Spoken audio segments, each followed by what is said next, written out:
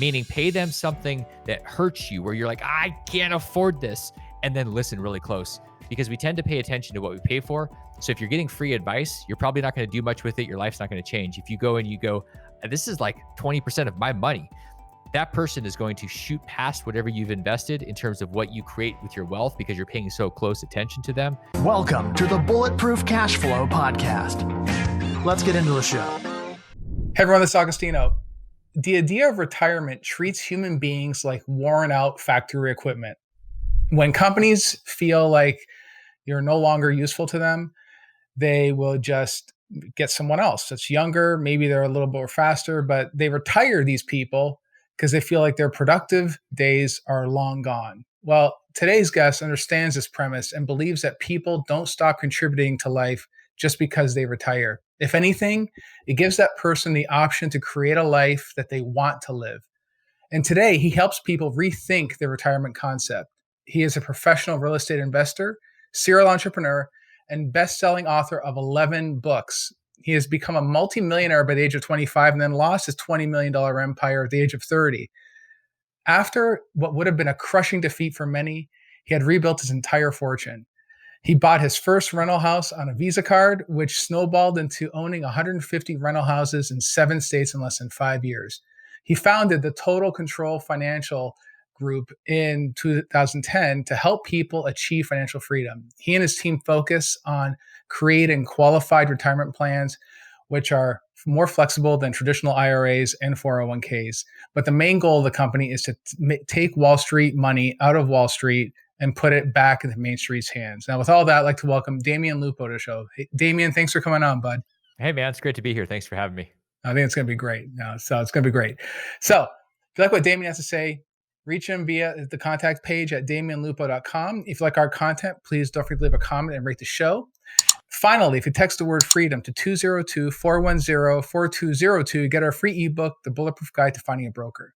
Okay, Damion, go ahead and tell the listeners, walk us all the way back to the beginning where you had built this empire and then lost it all. How did all that go and what exactly happened? It went away is what that's how it went. It was, back in 99, I had a buddy of mine that reached out to me and he said, hey man, I want to buy this house and I want you to be my partner. And I laughed and I was like, well, I don't know anything about real estate. I'm selling insurance. He said, yeah, but you can be the money. And I said, I don't have any money. He goes, wait, sure you do. You have a credit card. So we ended up using my credit card to buy this house. I took a cash advance on it. And I thought, okay, now I'm a real estate investor. He disappeared. So I got to be the butcher, the baker, the candlestick maker, electrocuting myself with the electrical, falling off the roof, like all that stuff. And I was having such a good time with that I sold my insurance agency for a few $1,000s because it was worth about a few $1,000 and started buying these houses and just did what the guys at the seminars told me to do. And like the late night infomercial guys like Ron LeGrand, who's like 100 years old now. And I did what they said and I did it over and over again. And so 5 years later, there was 150 houses that had piled up. And I thought, wow, I'm brilliant because the market was running with me. And when ultimately I sold those things off, my ego got so big that I thought I'm invincible. And I went and started developing in 7 different states. That's where I turned my portfolio into a $20 million monster. And then that monster ate my lunch in 2008 and lost the whole thing plus 5 million. So that was the entire adventure. And then that was when I had the big timeout box with a big reset switch. Wow. So you actually started developing then, right? Were you like building houses, that kind of thing, or something bigger, or what were you doing? Yeah, I was building condo towers. I was redeveloping 100+ unit apartment complexes. I was flipping $4 million houses next to the George Bush estate in Maine. I had stuff all over the place. Like I was in the middle of everything.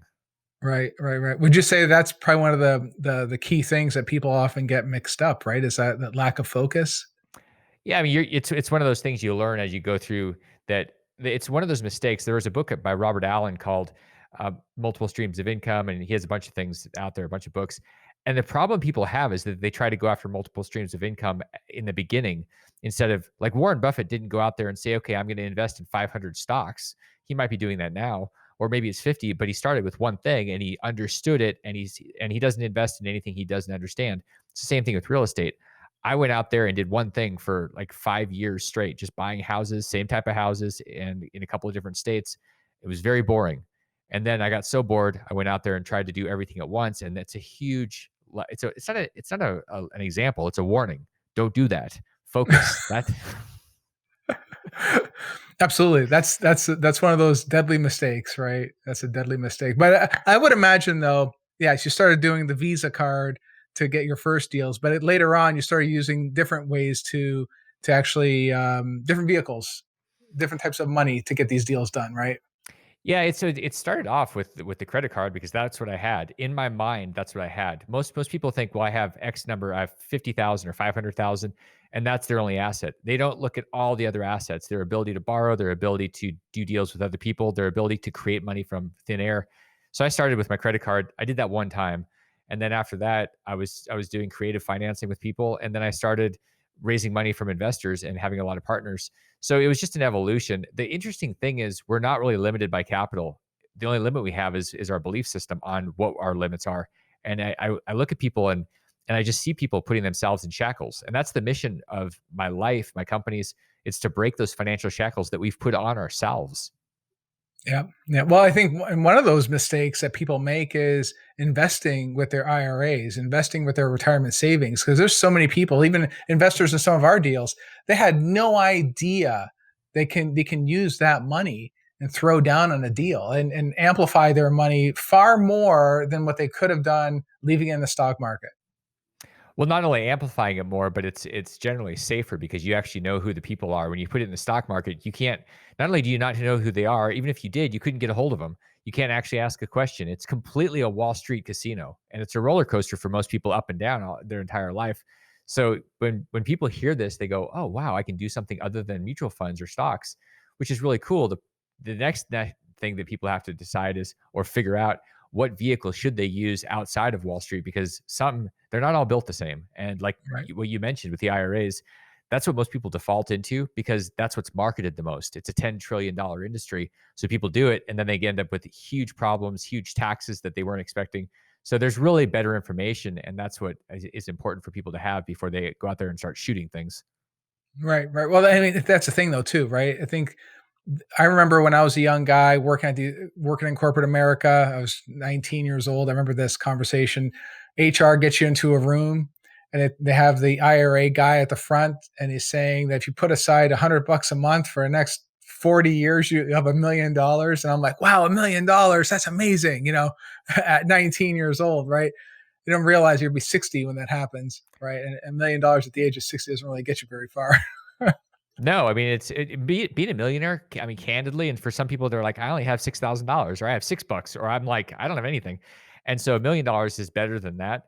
But the truth is, $1 million, just being a millionaire anymore, you're still hustling. Like that is not, Yeah, it's not enough, and it's unfortunate, but that's because the Federal Reserve has destroyed the value of the dollar over the last 100 years. It's 100 times less valuable than it was in 1920. The dollar, it takes 100 times more dollars, and I can tell you that easiest example. Gold was $20 an ounce in 1920. Today it's $2,000 an ounce. That's 100 times more, which means we've lost 99% of our purchasing power. So yeah, $1 million sounds good. I had that same conversation with Wells Fargo, with their people when I first started there 25 years ago. And I was like, oh, $100 a month, I could do that. But that doesn't mean crap anymore. It's unfortunate, but you have to get smarter than that. that's right. That's right. And not to mention too, the things that are even happening this very day, that there's a $2 trillion stimulus, right? People don't realize that when the market's flooded with new dollars, it dilutes the overall population, so to speak, of dollars, and thus makes it less valuable, right? But people don't think of it that way. No, they go, hey, I get a $1,200 check or a $600 check. The problem is that $1,200 check is going to buy you a loaf and a half of bread.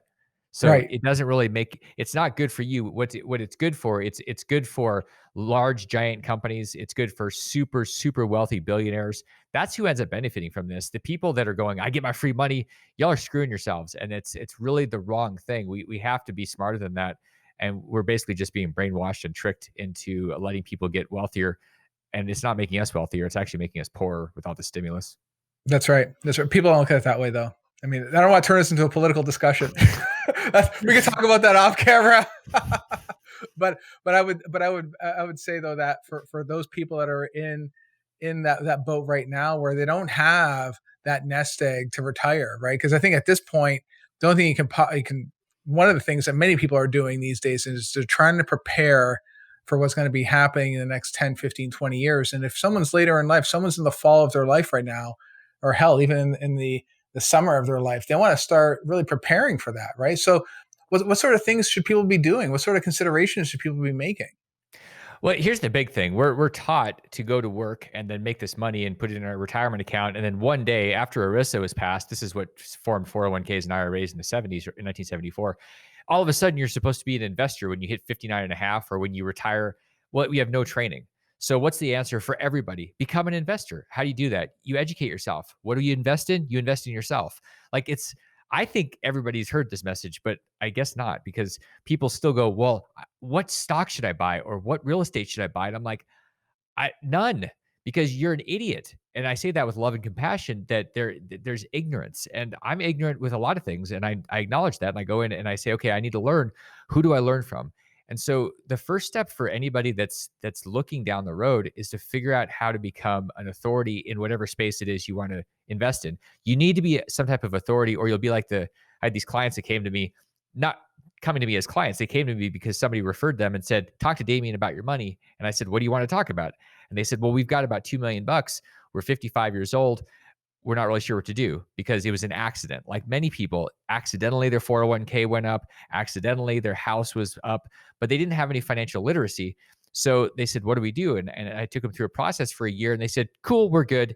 A year later, the money was gone. They burned through $2 million in about 2 years. And it was because their ego took over, because they hadn't built up the muscle around being an investor. And I think that's the biggest problem. People think it's a magic formula. It's not. It's called work. I know it's like a 4-letter word. You're like, work. I want to hack. I want the other 4-letter word. But the reality is the work will set you free and it'll break those shackles. Right, right. Well, I think, but you said it right at the beginning, though, right? It's kind of like if you're not trained to be an investor from day one, or when you start really leveraging the IRA concept, you're bound to lose that cash and to make a mistake later on down the road. So, I guess that's probably one lesson to pull out of it right now is that if you are at a stage where you are contributing to your IRA, it sounds to me like they ought to be learning the fundamentals of investing, right? That's more important than any investment. And picking the next Facebook or Snapchat or none of that, or the next fourplex or apartment that you're going to invest in, that's not as important as the financial literacy, because it's and people say, well, no, I just need cash flow. And I go, okay, so if I handed you an apartment right now, a 500 unit apartment, that sounds pretty good. That's cash flow. And they go, yeah, please, can I have one? And I go, it's like winning the lottery. What happens once you get it? What happens when the economy changes? There's a recession. What are you going to do? And they're like, well, I don't know. It's because they don't have the muscle. And so it Right. doesn't matter if we have assets or cash flow. We don't have any damn confidence around doing the thing that got us there. And that's the problem with inheriting or being lucky or getting a stimulus check. You haven't actually become the person that understands that. And that's the biggest missing piece. Yeah. Now, would you say that the retirement system then is broken based on this very thing, based on this very premise? It is. It's a fraud. It's set up for a system called Wall Street to win over and over and over again, and to feed off of people that don't know what they're doing. Good people, and they're playing the game. Both my parents retired basically broke. They played by the rules. One was in the military, one was in the school system. And when my dad retired, he had mutual funds with a thrift savings plan, which is a government 401k. And he retired. He had very little money in there. And you know why? Because it was feed, feed, feed, feed. There's so many fees that ate it up. In fact, John Bogle, the founder of Vanguard, said there's something wrong with the system when the investor, the person that puts up all the money, ends up with 20% of the return. They took on all the risk, and the system ends up with 80%.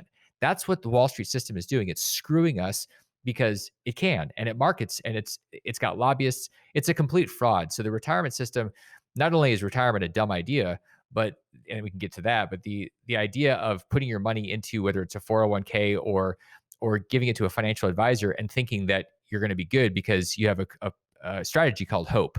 Now, if you're sitting there and you smoke hopium the next 20 years, that's your plan. You're gonna wake up really with a big hangover because it's just not going to end well. I love that hopium. I'm going to use that.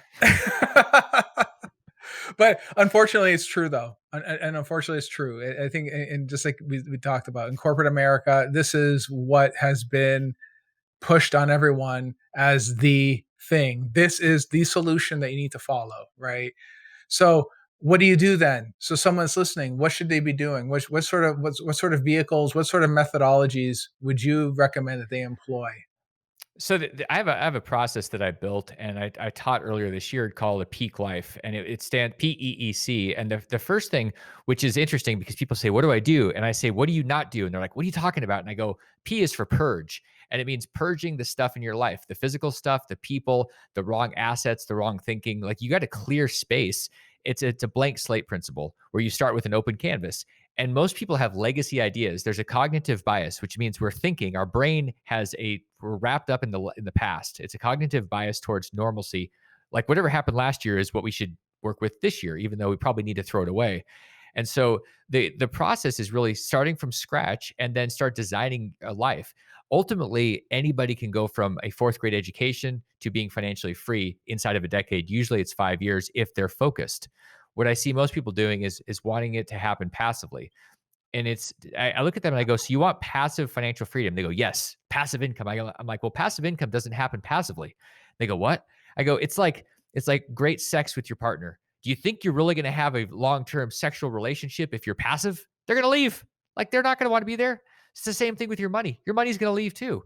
So people have to start thinking about this turn and give it enough time because there's a natural universal system like seasons and farming versus hunting. Like when you farm your wealth, things start growing. And those seeds you plant today, 10 years from now, you have these giant trees. If you're just out there hunting and shooting it, you're always afraid. And that's how most people are set up. They're always just shooting in the dark, hoping they hit something and they don't starve to death. So there is a shift and it's enough time.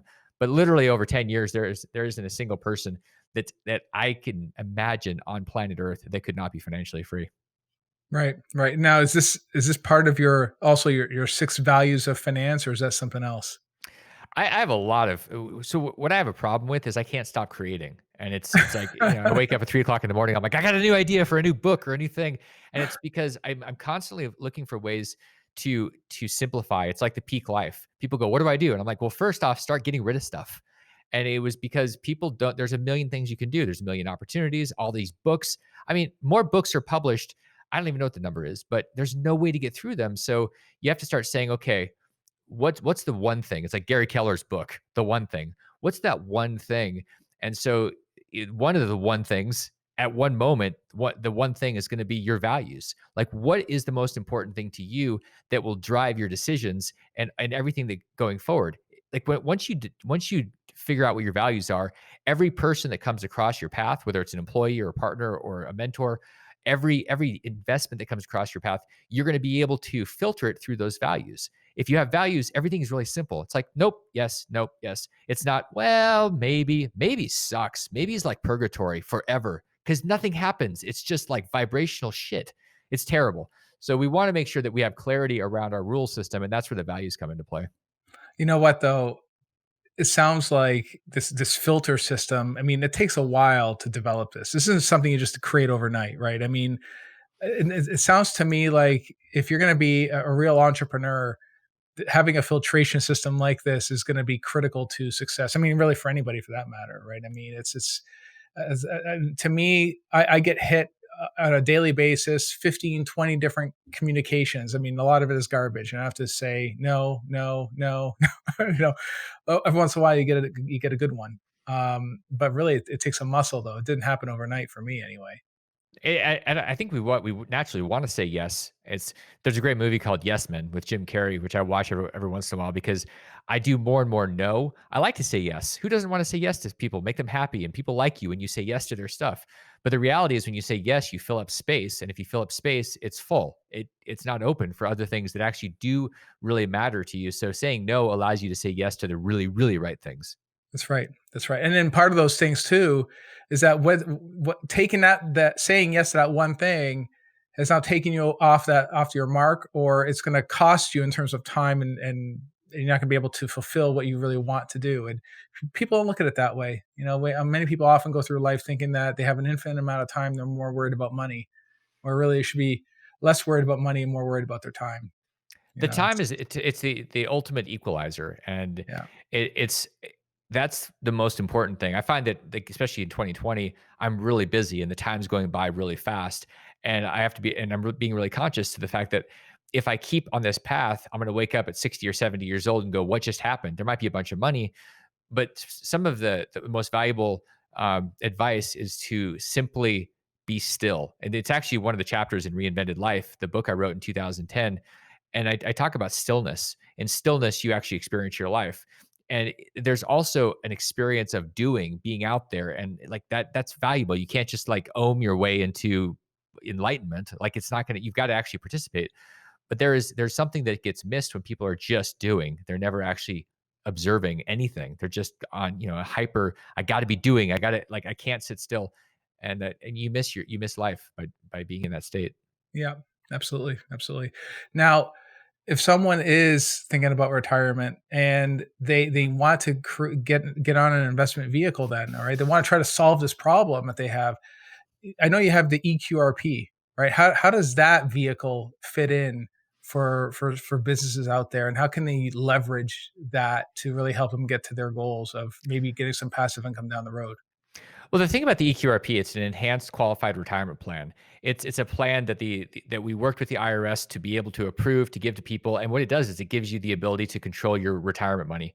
So instead of saying, okay, well, I've got 401k, IRA, this retirement money, and I've got it in mutual funds, it actually gives you the ability to be responsible about it. You're no longer saying, okay, financial advisor, here's my money. I hope it works. Again, no more smoking opium. This is about really taking the pill. It's like taking the red pill. No smoking opium, take the red pill. The red pill is responsibility. And where you own your life, you own your money. And the shift is you have your money in your hand. It's not going to do anything unless you do something. And that actually, quite frankly, scares a lot of people. They're like, well, I don't know what I'm doing. Well, no doubt. But do you think your financial advisor knows much more than that? Probably not. So it's really, and that should make people pause for a second. Wait a second. I don't know anything, and my financial advisor doesn't know much more. But that's reality. Most of these people are just guessing. And if they use formulas, well, those formulas don't work anyway because we're not in a fundamentally sound system. It's all about manipulation. So I think you do better off if you spend the time investing in yourself, in your own literacy, and then you have a tool where you can invest in things that make sense to you. So once you have a checkbook, you can invest in a piece of real estate or your own business or a lot of different things.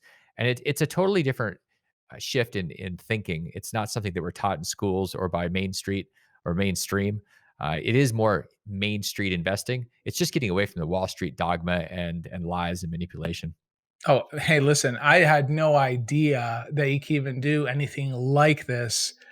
It was like the whole self-directed type of concept, the EQRP, anything like this. When I had was when I was rising through the ranks in corporate America, even at the C level, I had no idea.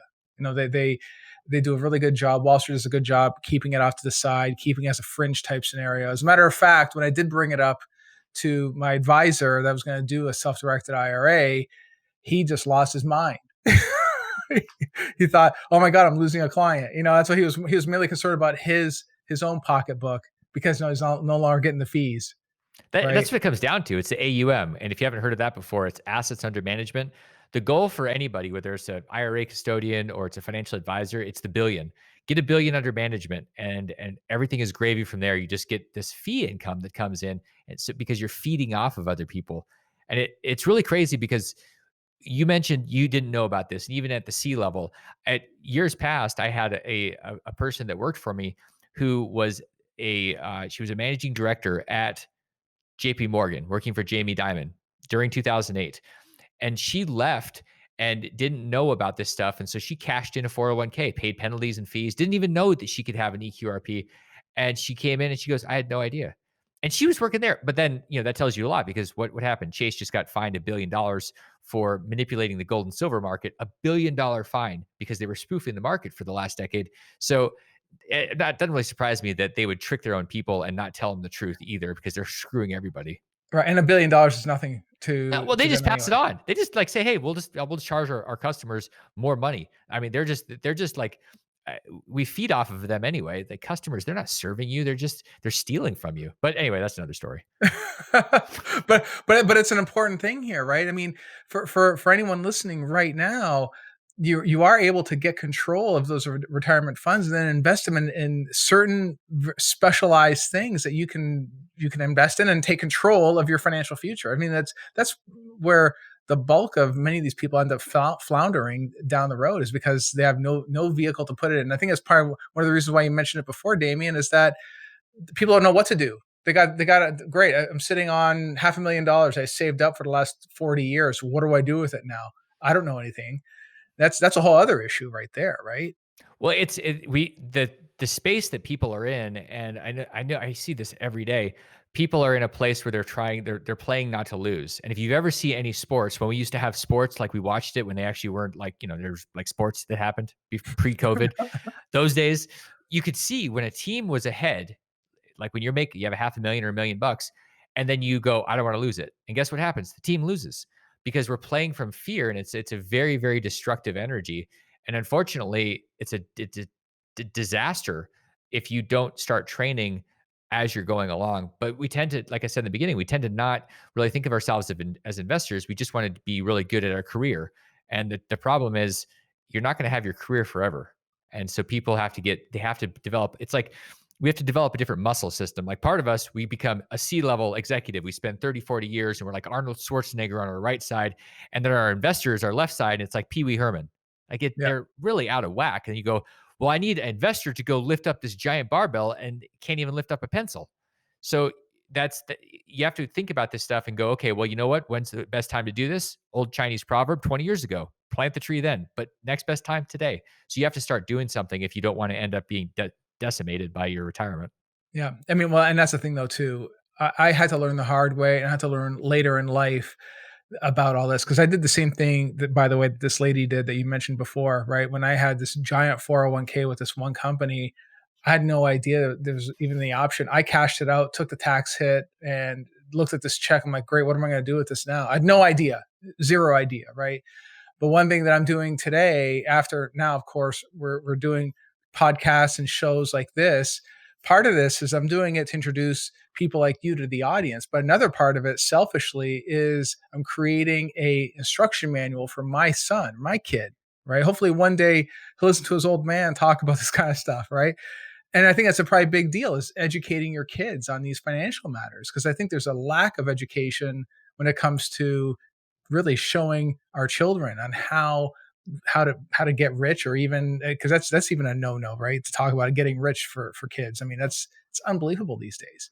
Well, it's very taboo, and unfortunately, we have all this socialist sediment with where people are thinking progressive ideology with communism as a backstop is a good thing. It has never worked. It'll never work. It's very, very interesting in an ivory tower because it seems very utopian. Everything is good. It turns into a dystopian disaster, though, if you end up engaging it, which is what happened in Russia. It's happening in Venezuela. It happens everywhere. And so yeah, wealth is. I see all these memes where if we took Jeff Bezos and just cut him up, I'm like, what are we gonna like string him up and quarter him? But like we're gonna cut him up into 150 million pieces, and then everybody gets to have however many thousands of dollars. And I go, okay, so wait, so you're telling me that he's done no good? No, it wasn't him, really, because he didn't start anything and he didn't actually risk anything. And it's unfortunate because these ideas are seeping into the system. And I'll tell you why I think that's happening. It's not because of I don't think it's because of a racial thing. I don't think that that's the main driver. I think it's because we've been screwed over by the monetary system and everybody gets hurt, especially people that are at the lower ranks. They keep having to work harder for less and less. And it's because the currency system, the central banks, all that stuff screws people over. And you start getting to a point where you go, I don't even have any hope, like genuine hope. Like there's no hope for me to be rich. So I'm just going to go try to take it from somebody. But we don't talk about that. We talk about racial injustice. And I go, yeah, it's not about racial injustice, though. If you thought you had the ability to be wealthy because you went out there and busted your ass for the next 10 years or 20 years, I'm pretty sure you'd rather do that than go take from somebody else because you're going to teach your kids that, just go steal. Like you're not going to want to instill those values. You're going to want to instill the values of create it, whatever you want. And I think that that's the missing part of the conversation, but it's part of the narrative. The big systems don't want to talk about that. They want to talk about something else so that we get deflected. Well, exactly, and that's a whole other show.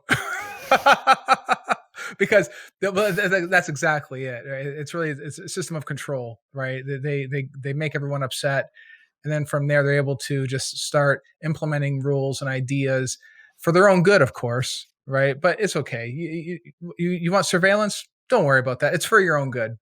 Oh, we need a new tax so we can put this in place. Oh, don't worry about it. It's fine. Someone else will pay for it. Yeah, we always end up paying for it. Yeah, That's the thing. I love the free stuff. That's my favorite. That's my Like, favorite. Yeah. where do you think this is coming from? And people are like, "Oh, I watch Star Trek. It's the replicator. Like it just gets beamed out of nowhere." I'm like, "Yeah, but you have to. Somebody has to actually create it. Some capital has to prepare this." And people, there's a disconnect around this stuff, and it's why it's so frustrating for me to watch people bitch and moan and complain about their lives, and they blame somebody else, and I go, "You're a great victim." Justifying, blaming. It's always the moment you shift, and that's why I like the EQRP so much because it's all about responsibility. There's nobody to blame except for you. If you want to complain that your account's not bigger, look in the mirror. That's whose fault it is. And so I like working with people that get that. I like talking to people. I think that it's a more productive, not destructive conversation and energy. And I think that in a way, there's a bit of a shift. Like we talk about the warfare, we talk about black versus white, rich versus poor. I think the real divide is responsible versus victim. I think that's the two classes of people that Yeah. are on the planet. Period. That's it. Either you're responsible and you own your life, or you're a damn victim and it's somebody else's fault and you're screwed. That's it. Yeah, yeah, and I think that's what's also happened over, let's say, the last 40 years is that there's been a lack of personal responsibility, and it's easier to blame someone and deflect, just like you said earlier. And let's hope that we can see some changes here soon. I mean, it all comes down to just educating the kids, right? That's all. What else can we do, right? I mean, entrepreneurship will save America. As it started it, it'll save it. That's what I think.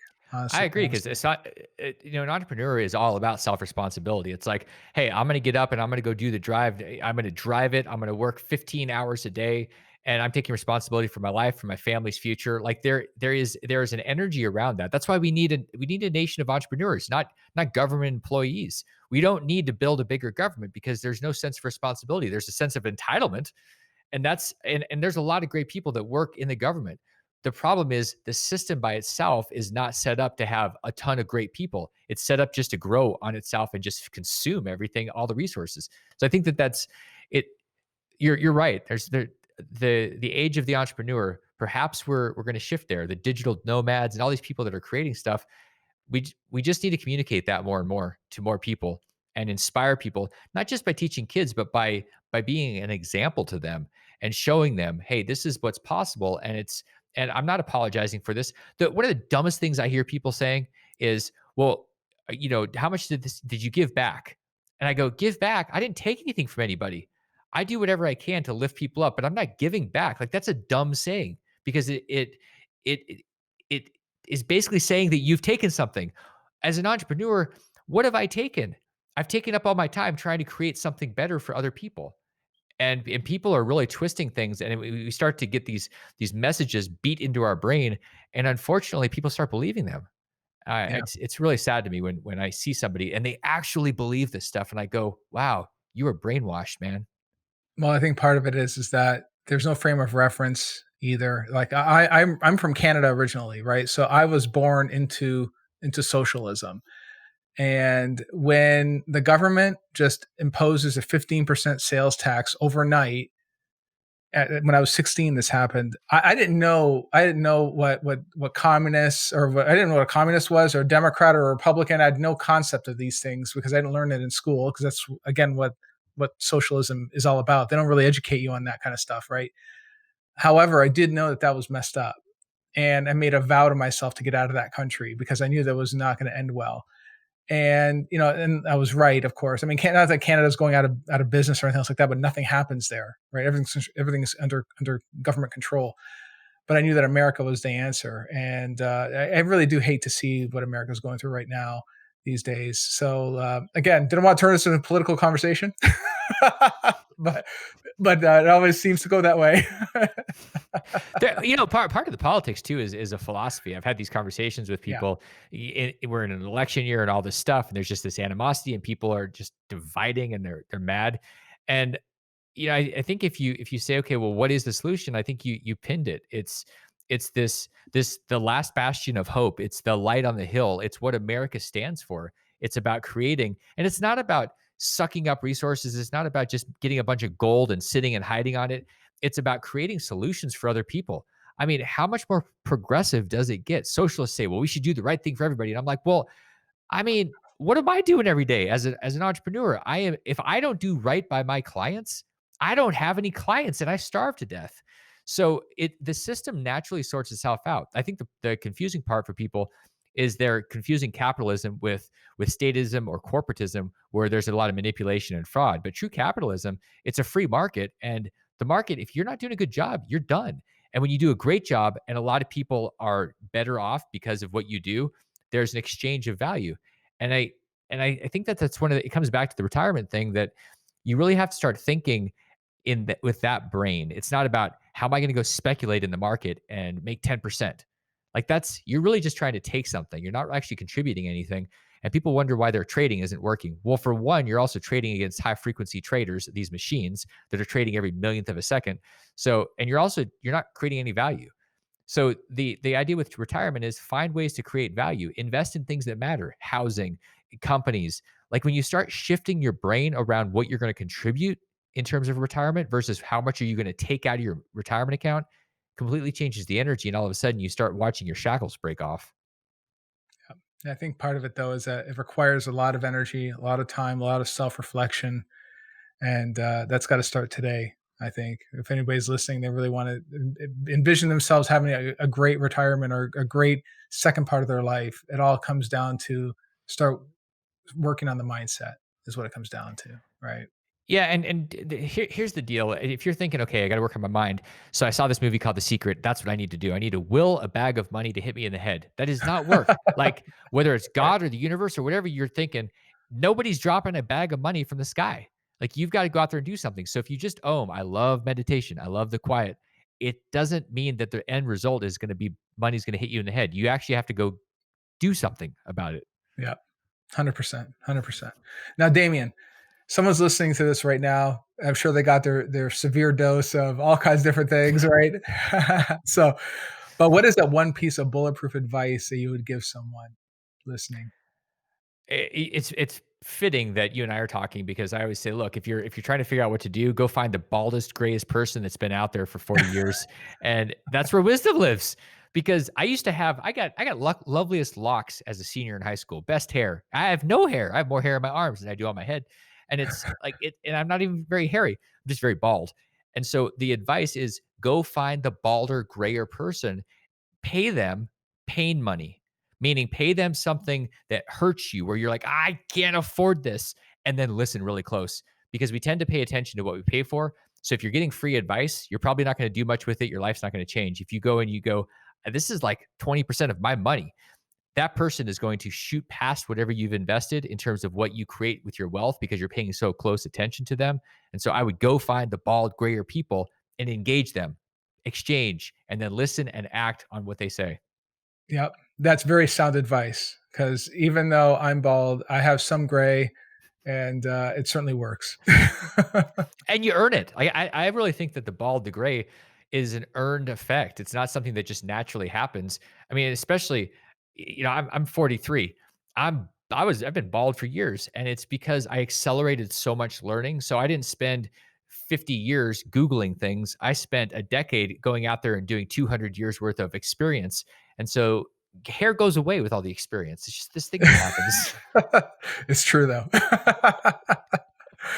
All right, guys. Well, if you want to reach out to Damion, you can reach him via his website at DamionLupo.com. Hope you got some insight on how you can get off the Wall Street roller coaster, and really also think about what you need to do about your financial future, and really even entertaining some of the right ideas to think about how you set yourself up for success. Thanks for tuning in, and I'll see you next episode. Thank you for listening. We hope you enjoyed the Bulletproof Cashflow podcast.